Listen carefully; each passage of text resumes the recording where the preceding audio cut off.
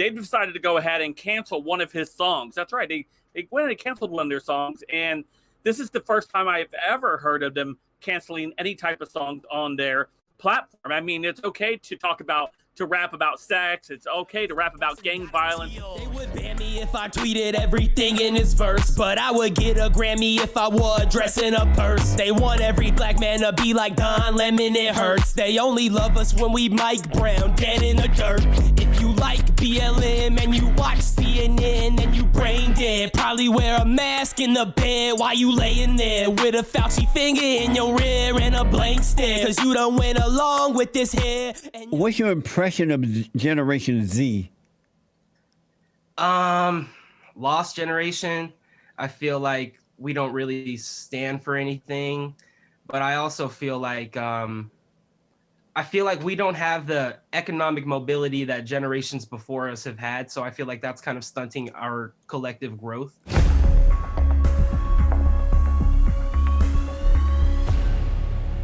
Patriot J is a hip-hop artist who has come out against traditional political narratives in Californian politics, challenging democratic norms on race issues, among others. He's had top 10 songs in the country without mainstream airplay. You can listen to his album Patriot J on streaming platforms everywhere, even though they might not like him.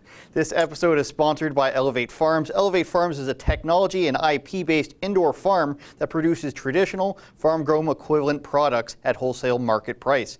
With a global footprint, go to elevate.farm for more information. Jordan, thanks for joining me today. How are you? I'm doing great, Andrew. Appreciate you for having me on. No problem. I think I can almost call you a legal analyst now, but my first question isn't about law per se. Yourself and Bryson Gray, of course, are in this huge, insane dispute about your song called Safe Space. It was banned off Spotify and SoundCloud, and I want to get into it right away. Please tell the viewers exactly what happened with that song. All right, so let's say about a month ago, maybe, Bryson reaches out. He says, hey, I got this song. I want you to get on it.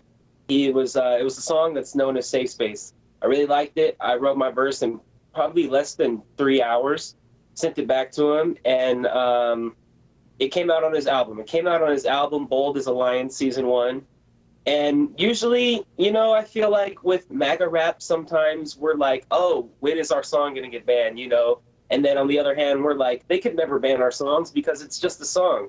So eventually, Spotify took down our song Safe Space on his album. So if you go to Spotify, you just can't listen to it. It's completely grayed out. It's the only track on the album that's unavailable. And then the day after Spotify banned it, SoundCloud came out and banned it. And they said that it was banned for grounds on incitement to hatred. And now, as a result of the ban, more people are listening to it. So I think things really didn't work in their favor when they really tried to get us deplatformed. Now, Spotify, I saw Bryson posting about this. We wrote articles here. Spotify blamed the distributor of the music. The distributor then blamed Spotify. Which one of them, are either of them lying? Do you know? I don't know for certain, but I believe that Spotify's lying because the distributors are generally neutral channels. They just upload your music to the streaming platforms. And if it was a distributor who took down the song, I think the song would have been taken down across all platforms that they distributed to. But it was just Spotify and SoundCloud that got the ban. So I think that makes me believe that it was their decision and not the distributor. Now, I asked around, and I don't think anyone's heard of anything like this happening. I think some really small artists have had stuff taken off, but they haven't banned any other songs from any other major artists that I've seen. Certainly not people who are ranking in the top 10 in the entire United States. They didn't ban a guy who they found saying racist stuff. They didn't ban R. Kelly. The most they seem to do to people is take them off their official playlist. Why do you think they're treating you guys this way?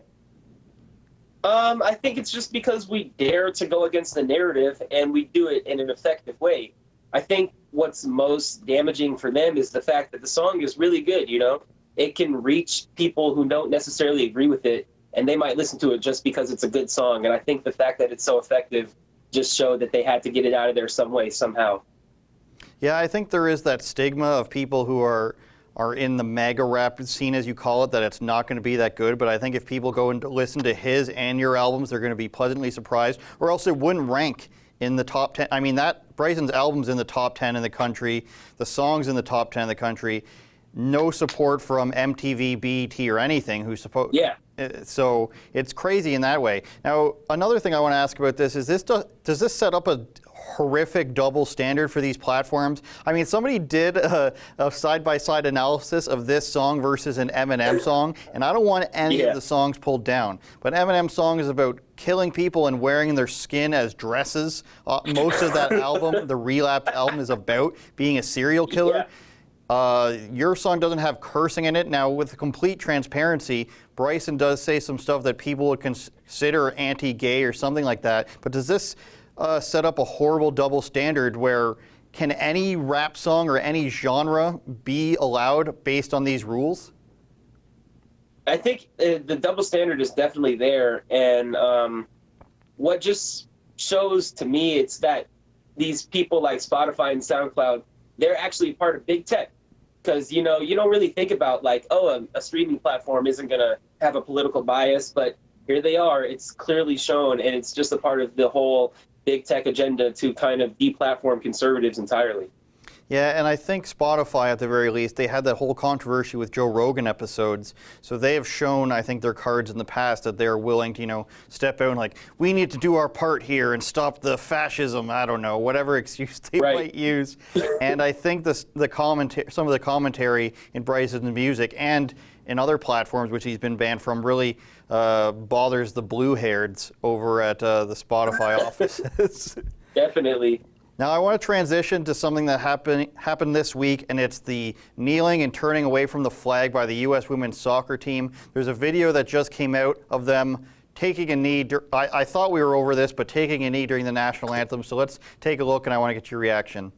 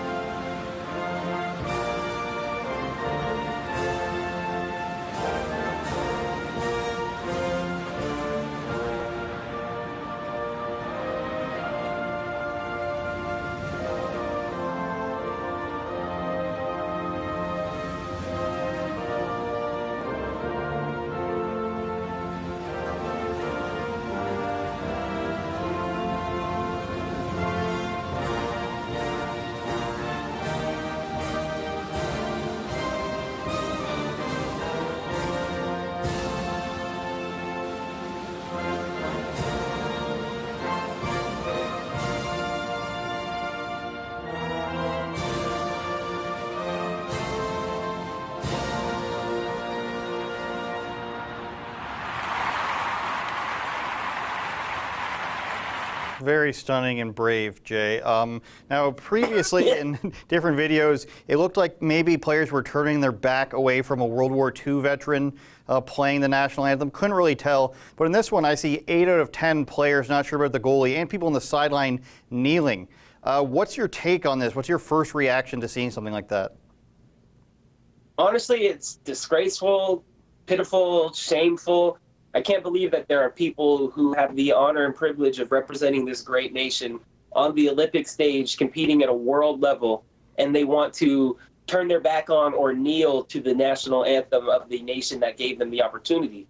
It's just, I don't know, it's very childlike. And I think the funniest part about that video is how their warm-up jerseys said Black Lives Matter, because I really think that's, it's very appropriate for where we are as a nation. It's almost like we have become the nation of George Floydistan and Black Lives Matter and just like this sort of American regime, and that's the way we're moving, and it's not the way that we should really be represented. We should be represented by complete American ideals. We should have pride in our nation. We should be proud to be an American. We shouldn't have to display some sort of subversive message on our Olympic jerseys. Yeah, it's in place of where United States would be. If you can step inside their shoes for a second, what do you think their reason would be for replacing United States with Black Lives Matter? I don't know. They probably just want to make themselves look good. They want to make it look like they're anti-racist or that they want to be woke and, you know, actually do something. But if you think about it, wearing a shirt that says Black Lives Matter doesn't actually do anything. Kneeling doesn't actually do anything. It's all a part of performative wokeness to make themselves look good and make it look like they care, but really they don't. Yeah, and I was going to ask, how many of these players do you think came from such a harsh background and have a complex understanding of inner city black experiences, or do you think it is just that where like these white girls on this team are just saying, you know what, we are doing our part, we have to do what we're told here to, you know, fight back against the system? I'm struggling to understand will this create any positive change coming from this? I don't think so. And I think like the kneeling thing is played out. Like you said, I didn't know we were still doing that. I thought we kind of got past this issue of kneeling in sports, I don't know, years ago when we realized how silly Colin Kaepernick looked. But I guess it's just going to be here to stay, and it's just very unfortunate. Colin Kaepernick, you can't win with that guy. We talked about media bias towards you earlier with the song, and I want to get your reaction to some more media bias. It's something that CNN has been boasting about for the last couple days. They're saying Tucker Carlson, you know what, he is the new Alex Jones, he's dangerous, and I think your favorite analyst, Brian Stelter, it's on his show. So let's take a look at that. It's not that I think the government spies on me. It's admitted that they do it. It is a lie to say there are no risks. There are risks in everything, including in getting a vaccine. Everybody's got family that got killed or got sick from a vaccine. So FBI operatives were organizing the attack on the Capitol on January 6th, according to government documents. It is overwhelming, the evidence that criminal elements of the federal government provocateured and staged January 6th. All right, Oliver Darcy is back with me. I think the sound speaks for itself. Is it a stretch to say that Tucker Carlson is the new Alex Jones? It's not a stretch, Brian. Tucker Carlson is the new Alex Jones. If you watch Tucker Carlson's program and you watch Alex Jones's program, they might differ a little bit in antics and in the way they deliver their message, but that message to viewers is consistent, and it's pretty identical. Whether it's talking about vaccine conspiracy theories, false flag conspiracy theories, deep state conspiracy theories, the messages that Tucker Carlson and Alex Jones are sending are the same. It's exactly the same. The tone's a little different. I laugh thinking about a CNN producer going through InfoWars clips and finding that, but I want to know which of these claims are they showing or that they're showing are wrong. Tucker being spied on, adverse effects, the FBI having informants. Is this just a desperate ploy they're throwing out in the ether? Yeah, totally. I think that was so funny how they just played clips of them agreeing on certain things and say, oh, well, he's the new this. Like, if that was the case, Fox News could say, well, Obama and Farrakhan said the same thing. Is Obama the new Farrakhan? And it's like a ridiculous guilt by association almost. And you're right, they don't even address the issues. Maybe what they're saying is the same because they're speaking truth.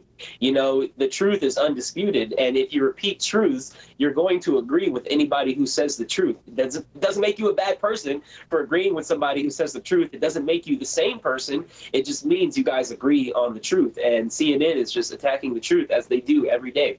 Now, do you think Brian Stelter and Oliver Darcy, God bless them, really believe this? Or, I mean, Tucker Carlson rips on Brian Stelter a lot, very harshly. Is this just them getting back at them, or do you think that they actually believe that he's this much of an imminent threat? I think they genuinely believe it. It seems to me that they're presenting things as falsities, whether or not they may be fact, without analyzing them and saying these are crazy things to believe, and if you do, you're just as crazy as Alex Jones. Do you get that feeling that that's what they're trying to get across? Yeah, exactly. They want to make these topics and ideas taboo. They want you to associate the truth on these things with fringe conspiracy theorists. And I don't think he's doing a good job because they look so silly. I completely agree. Now for this next topic, this portion of the show is brought to you by our sponsors at Elevate Farms. Allowing us to bring you this episode portion for free, please go to elevate.farm to learn more about traditional farm-grown equivalent products at wholesale market price. And if you'd like to enjoy this episode without ads, please go to rebelnewsplus.com and sign up for just $8 a month, because there are still topics we aren't allowed to talk about on YouTube, real conversations with no ads, rebelnewsplus.com. And I'm sure, Jay, that you're going to get us banned anyways, no matter what we talk about. It seems to be the thing to do right now. You've been traveling across the country for work and for study, from what it looks like. Have you noticed vast differences in where you've gone across the country between different types of lockdowns? Yeah, so I'm based in California, and most of our restrictions were just recently lifted in June, but it was just so belated because more than half the country was already open at that point. I traveled to Tennessee, and it just completely blew my mind. I was almost culture shocked. I saw so many people outside just having a good time, no masks. And then when I come back home, even though we don't have a mask mandate, more than half of the people when I go outside are still wearing masks. And I think it's just, I don't know, going to be ingrained in the liberal culture almost to kind of keep wearing the mask and pretend like you care about the safety of others by doing these draconian things. Why do you think people are so willing to do this? Are people shocked at how you've come to these conclusions still living in California? Why do you think that Californians are still so based in this, you know, we might not have actual reasoning for this, but we're still going to do it anyways? I don't know. I feel like we just kind of overwhelmingly go with the flow of things. And if the government says this is what we got to do right now, it sounds good, you know, and nobody wants to be that person who stands out from the crowd when the entire crowd is saying, hey, if you don't do this, you don't care about my grandma, or you don't like actually care about your neighbors. You know, nobody wants to stand up against these crowds, but sometimes you just got to stand up and tell them, like, no, I care about your life, but I value my independent choices and freedom more. Now, do people get surprised when they hear you espouse these opinions in California? Do you get any backlash from it, or is this just, you know, people are used to people disagreeing with the government there? Honestly, I don't get a lot of backlash. I feel like this past pandemic year has done a lot to kind of wake up the more apolitical centrist people, and they get a taste of what like government tyranny almost is, or medical tyranny.